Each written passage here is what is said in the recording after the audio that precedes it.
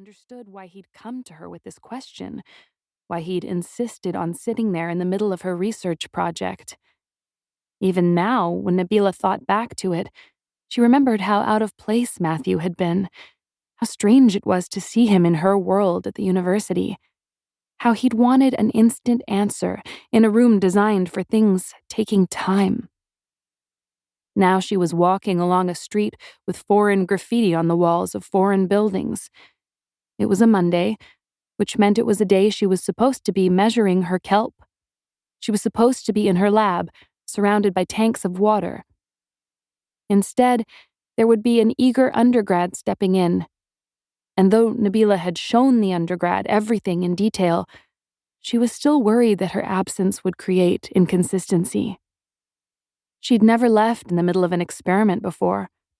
It made her feel negligent, but she knew she didn't really have a choice. She knew she needed to be in Berlin.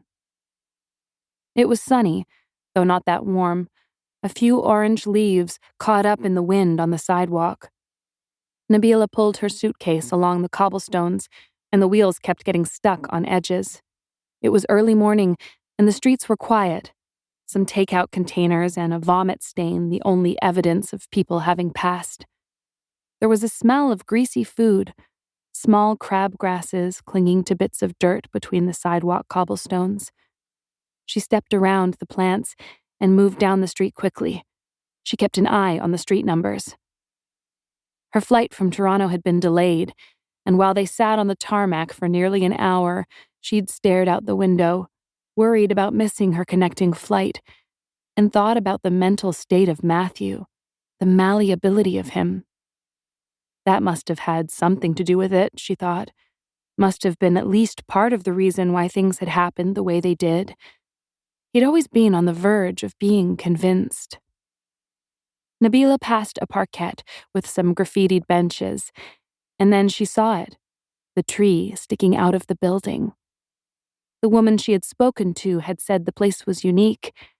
The tree's trunk emerged from the middle of the roof, and the branches fanned outward, still filled with orange and yellow leaves. The war tree, she'd called it. Said it had survived both wars, and nobody had wanted to cut it down when the street was being developed. The front of the building had glass windows filled with books. Most were in English, and as Nabila approached, she saw folk tales and gardening guides and scientific manuals. There were plants, too, in round pots, suspended from the ceiling in macrame hangers, their vines and leaves interspersed with the book covers. Cafe Arboretum, read the sign above the door. Nabila went inside.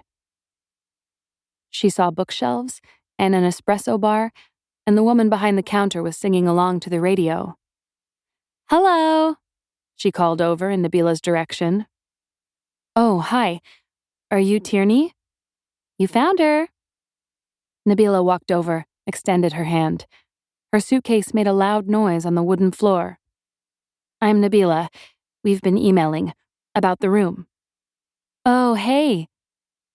Tierney took off her apron, ran around to the other side of the bar, and caught Nabila's fingers. Her handshake was light.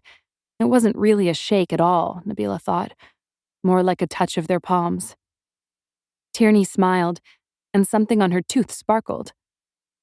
"You made it, girl. I was wondering." "I've never been to the city before," Nabila said, then realized it wasn't really an explanation.